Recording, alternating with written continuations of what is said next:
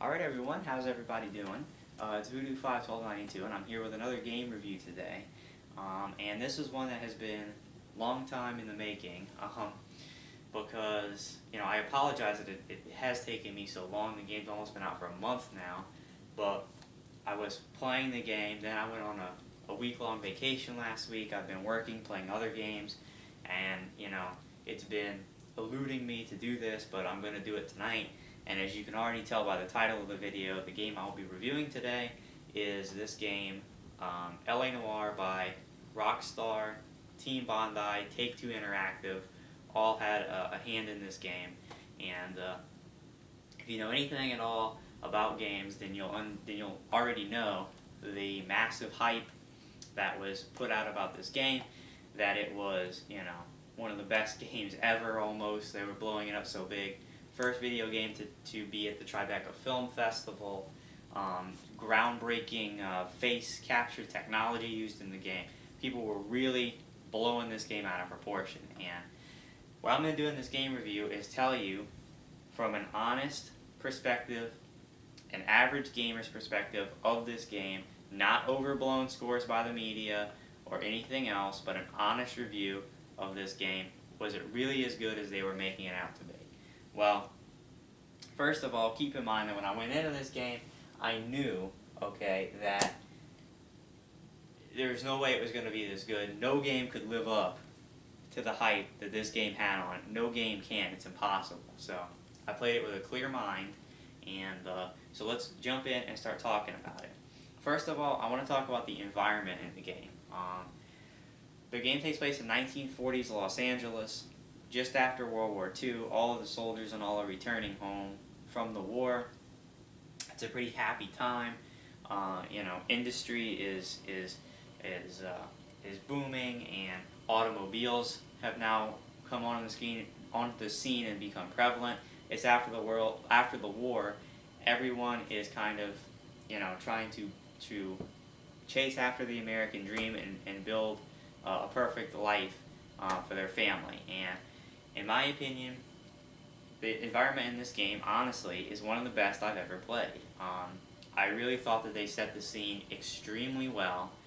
Everything from the clothing to the speech, the phrases and how people talk, the cars on the road, the old-time cars, the buildings, and all the famous landmarks in LA, the soundtrack, which was amazing. Everything, I think, added up and made the environment in LA Noire one of the best I've ever played. I thought they did an extremely good job of creating an environment that made you feel like you were a part of it, like you were there, and everything was really on par. And I think people who live in LA should be proud of the way that their city was represented in the game, because it was represented very beautifully, and I think they really captured the environment well. So right off the bat, a big plus for the game.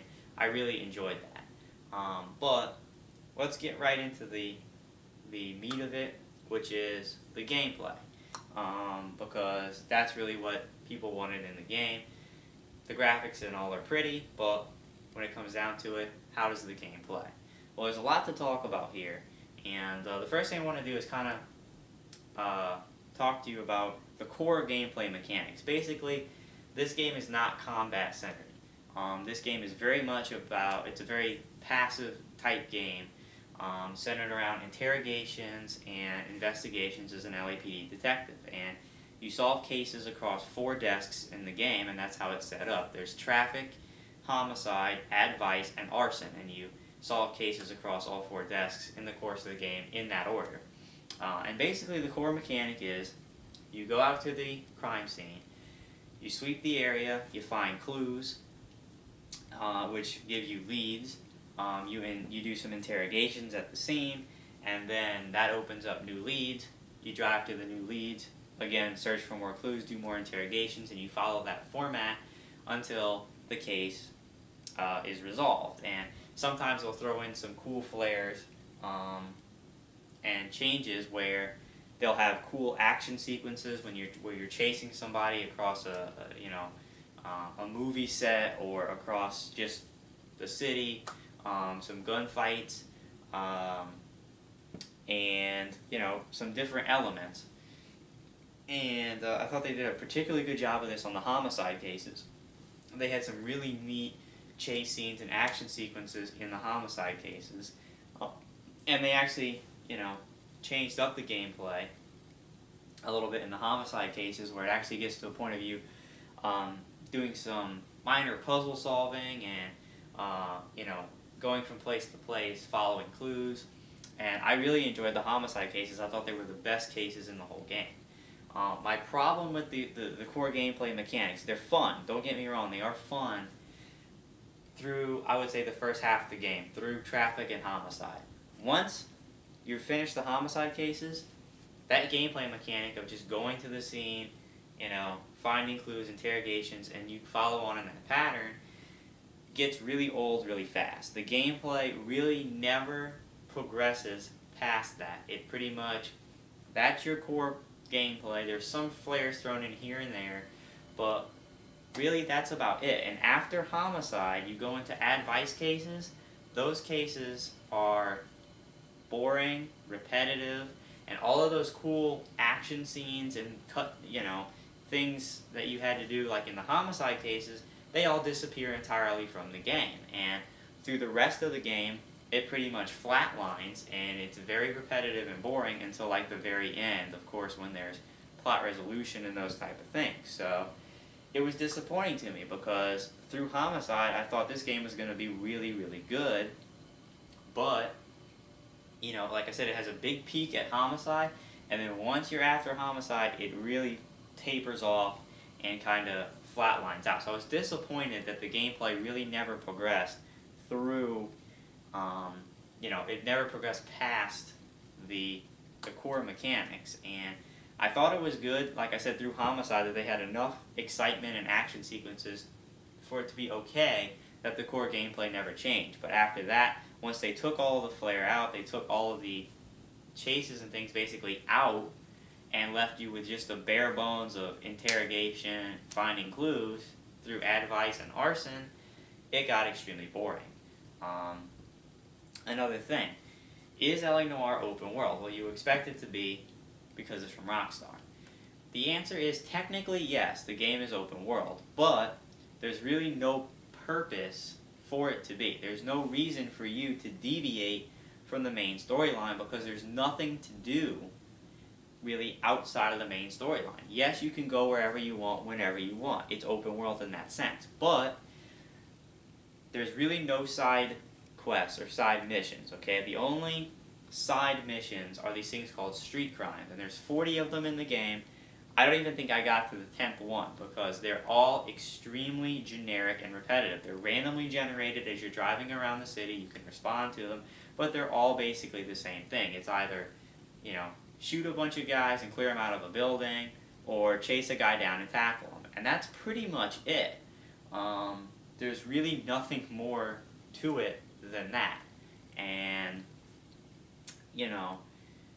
that was really disappointing, because in a game like Red Dead Redemption or something like that, there's all these different kind of side things to do. Also in LA Noire, you can't, go and buy houses. There's no money currency system. There's no, selling and buying anything. There's nothing like that to make it a true open world sandbox type of game like a GTA or Red Dead Redemption. When I think of open world, yeah, you can go where you want, but there's a reason to. If you don't want to play the main story, you can do something else, such as the game I'm playing right now, Infamous 2.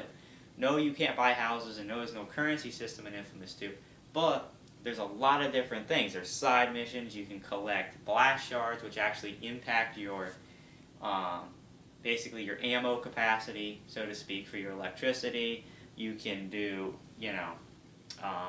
your standard side quests like stopping muggings and things like that to increase your car. There's a lot to do if you don't want to do the main story quest. In LA Noire, there's not. There's the street crimes, and then everything else is basically just if you're a completionist. You can either go around and try to collect all 95 cars in the game, 95 types of cars, or discover some landmarks, which you discover pretty much anyway just by playing the story.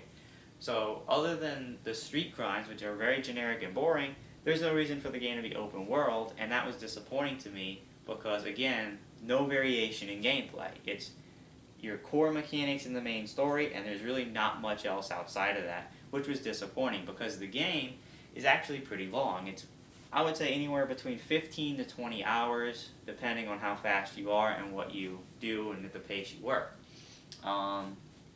So for a game to be that long, which is good because when you pay $60 for a game, you want it to be that long, but when you have a game that long and it's boring and repetitive, then the game just seems long and drawn out, which by the end this game did. So overall, the mechanics are fun, the gameplay is fun for a time, but then it just gets old after a while, which was disappointing. But I do want to focus on one main thing from the gameplay, and that's the interrogation system, which is the core, absolute core part of the gameplay. If you had to pick one thing, sorry, it's a text message, that this game was centered around, it's the interrogation. And basically the way it's set up is you have a guy or a girl that you're interrogating, you have your notebook that has a list of clues in it. Now, you ask them a question, they give you a response. Now, you have three options. You can determine that they're telling you the truth, you can simply doubt them, or you can call them out on a lie. But the hitch with the lie is that if you say that they're lying, you have to present evidence to back that up. If you don't think they're telling the truth but don't have evidence, you simply doubt. And there's these things, kind of like lifelines, like you have in Who Wants to Be a Millionaire, called intuition points, and you can use them to remove one of the three answer choices. Or, a pretty neat feature, it's called Ask the Community, where basically you know, all the answers that you put are logged onto PSN or Xbox Live, and you can say Ask the Community, and it'll tell you on the screen what percentage of people playing this game picked what answer. So it's kind of like Ask the Audience or so. And that's all fine and good, and obviously the face capture technology was intended for the interrogation. When they give you the answer, you look at their faces, and based on, you know, their facial expressions, you're kind of supposed to determine what your next step will be. Well, first of all, the face capture doesn't actually work all the time. A lot of times in the beginning part of the game, you can tell from their facial expressions, but as the game goes on, you can have somebody who has a complete stone face, gives you an answer, you pick that they're telling the truth, it's not correct. Or somebody who's looking all over the screen like this, you pick doubt, and they're telling the truth. And it just gets to a point where you can't actually use the face recognition all the time. It just doesn't work that way. Which again was a letdown because that was supposed to be the point of it, and it doesn't always work as well as they would want it to work, okay? My major complaint with the interrogation system is this, and it really boils down to the difference between the doubt and the lie, okay? Because again, the doubt is you do when you don't have evidence. If you call them out on a lie, you must point to evidence. Well, the problem with this is that there's never a clear, established way of knowing what the game is going to allow you to use as evidence and what you can't. Let me give you a couple of examples, okay, without trying to spoil anything. There is a mission or a case in the game where basically a musician overdoses on drugs and you want to find out where the drugs came from. Well, you're searching through his stuff and you find a musician's pass, okay, to the Blue Room, which is a jazz club. And it's a musician's pass, meaning he got the pass to play there as a musician. So, of course, that's a lead. So you head over to the Blue Room and you talk to the singer there, the jazz singer. And you say, have you ever heard of this person? She responds, no, I've never heard of him. Well, my thinking was, and like I did in the game, okay, she's lying because I found in his personal belongings a pass that he has to play there as a musician. So obviously he's played there as a musician, so she would know who he is. She's lying. So I picked a lie, and I pointed to that piece of evidence. The game told me that I was incorrect, and I didn't get that question right, and she refused to answer any more of my questions. In my opinion, that's bullshit, because it made perfect logical sense that he has a pass to play there, she would know who that is, therefore she's lying, use that as evidence, you can't use it as evidence. Another common thing that happens is sometimes you think that you have evidence on them, so you say a lie, but you've got multiple pieces of evidence, but there's only one that the game has in mind for you to use, and there's no clear way of knowing which one that is. For instance, I was interviewing a guy about a theft on a boat of some drugs, and I said, "What do you know about it?" His response, plain and simple, was, "I don't know anything." That was pretty much his entire answer. I looked at my clues. I had about 5 different things in my clues that I could have used, at least in real life, to tie him to this, or to question him further and say, what about this, what about this? There was about 4 or 5 different choices. And there was no real way of me knowing which one of those things the game was going to let me use as evidence. In my mind, all of them could have been used, but it got to a point where I just had to try to think what the game developers would want me to say. I picked one piece of evidence and it was wrong. And this kind of thing happens throughout the whole game, and it gets extremely frustrating because you read their face, they don't look like they're lying, so you say truth, and it's not right. You don't think that you have evidence, so you say doubt, and it's wrong. You actually do have evidence, but you wouldn't know that that's evidence, really. Or you have a piece of evidence, it makes complete sense that you could use that to pin it on the suspect, and the game doesn't allow you to do that. So the interrogation system doesn't work very well. It's, again, fun for a time, but as the game progresses, their idea of making the game more difficult as it progresses is basically making the interrogation system more and more of a guessing game.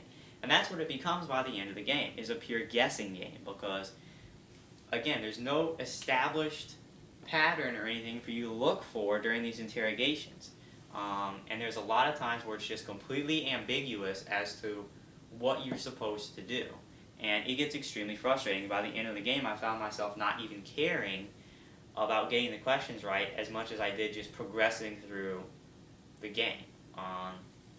There was another part where I had 2 suspects in a case, and I had to interview both and charge one of them. It was an arson case. And I had a whole stockpiled list against one of these guys. He was getting kickbacks from a government agency linked to these fires. He was already wanted for murder in another state. He had opportunity, he had motive. He almost basically admitted to doing this. I had another guy who, maybe sort of, but not really. This other guy was just a shoo-in. And I had this whole rap sheet against them from all the clues and stuff I found. So I charged that guy. I charged the wrong guy. The game says I charged the wrong guy, and I got an awful rating for the case. And it made absolutely no sense. I had every bit of evidence pointed to him. Like I said, during the interrogation, he almost basically admitted to being the arson. I charge him, wrong. It was the other guy, who I had little to no evidence against as far as these arsons are concerned. So there's stuff like that in the game that just doesn't make any sense, and it's the mind of obviously just one developer or a small group of developers, instead of asking a whole wide group of developers to play these missions and find out what the most common response was or what the most logical thinking was. They obviously didn't do that. They just took what they wanted to do, put it in the game, and even though it doesn't make sense a lot of times, that's how it's going to be. So the overall gameplay of LA Noire ultimately is fun, but it gets stale and frustrating after 15 to 20 hours of the same thing, and the interrogations really not making any logical sense and turning into a guessing game by the end of it. So that's basically it for the gameplay. Now the plot of the game. The plot of the game excuse me, is very intricate and convoluted. There's a lot of backstory about a lot of different characters that they all try to eventually tie in at the end of the game. Well, at the end of the game, in my opinion, the ending of LA Noire is horrible. Because it tries to tie all this stuff together, but it really doesn't do it successfully. There's a lot of things, questions that you aren't even sure if they're answered or not. Basically, the ending, in my opinion, is a cop-out, especially what happens to your main character. and the pieces never fit together well, and ultimately, as the credits are rolling, you feel unfulfilled. You don't feel like it's been wrapped up, you don't feel like all the loose ends have really been tied, and it's interesting, all this backstory, until it all wraps up, and you're like, what happened? You know, did it wrap up? Did any of my questions really get answered? So I thought the ending was terrible. I thought the plot and all leading up to it was pretty good.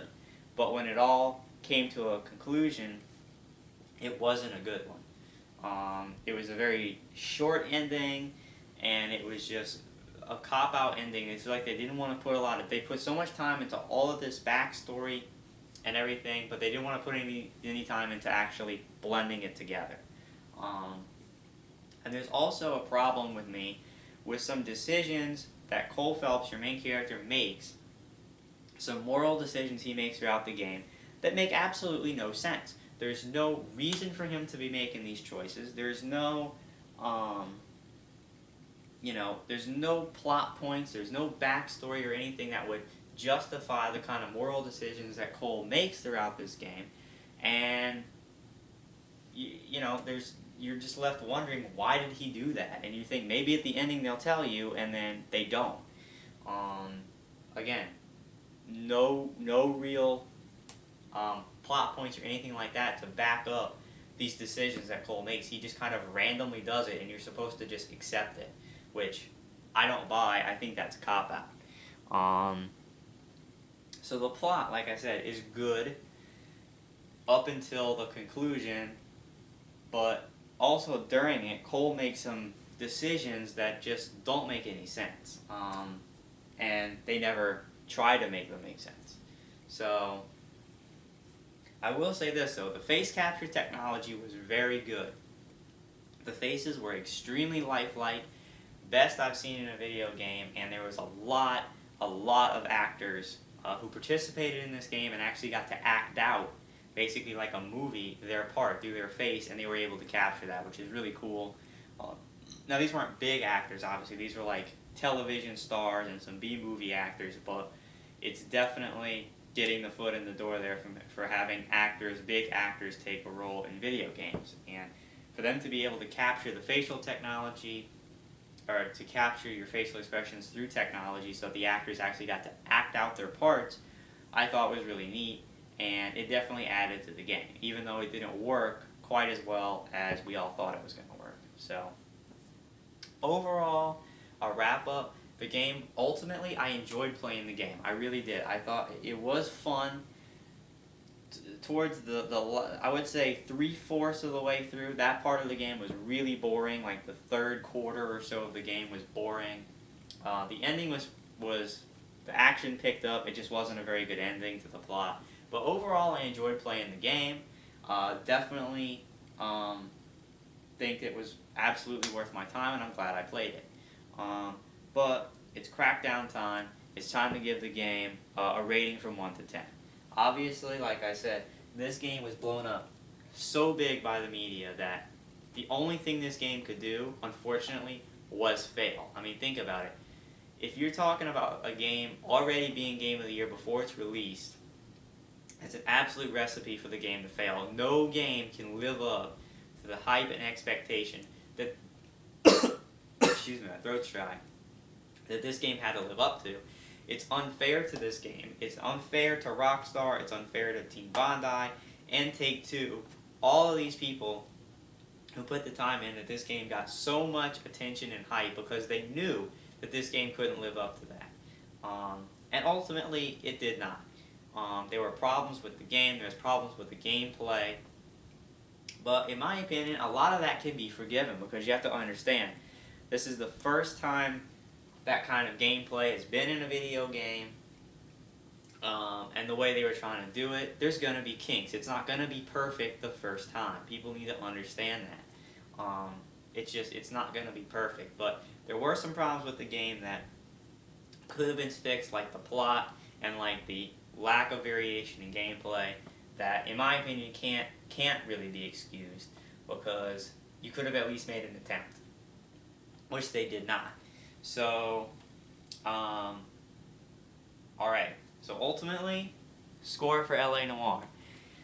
Overall, I think the game deserves, it's going to be kind of a weird number, but I think it deserves a 7.8.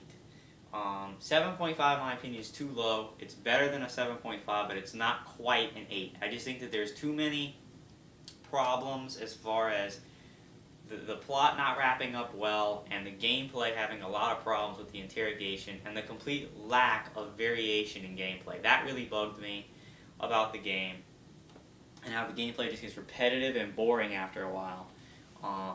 So I think it gets a 7.8. I think it's a fair score. It's still a very good game. I absolutely recommend everybody play this game because it's unlike anything you've played before. And I think everybody should check it out. I think it's an above average game. That's why it's a 7.8. It's, almost 3 points above a 5 in average. And I think this game has potential for another game like it, a sequel maybe, in the future if they just fix some of the things, if they make the interrogation system a little bit better, if they add some variations in the gameplay. I think they have a potential to make another game like this that'll be extremely improved, because it's not going to be perfect the first time, but they have an opportunity to make it a lot better with another game.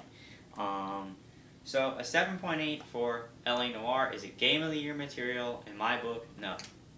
There's just too many problems in my opinion with the game. Even though it's a good game, it's not a perfect package to be Game of the Year like a Portal 2 or a Dead Space 2 was this year that had almost no complaints about it from me. So, LA Noire, I recommend you check it out. Don't go in there, with all the hype and all that, because it's going to skew your view of the game. Go in there with a clean and level mind. Play the game. You'll enjoy yourself, I promise. You're going to enjoy the game overall, but you will get frustrated with some of the interrogations because it's just the way it is. So, alright. So that's it for my official review of LA Noire. If you're interested, go check out my playthrough with live commentary on my channel. It's all on its own playlist, and you can see all of that kind of stuff. And yeah, that's going to wrap up LA Noire. So I hope you guys enjoyed the review. I hope you found it helpful. And I do actually hope that you go out and check this game out, because I definitely think that it is worth your time to play. So I'm Voodoo51292. Thanks for watching. And be sure to check out my channel for all gameplay footage and other game reviews as well if you're interested in that. And I'll see you guys next time in my next game review.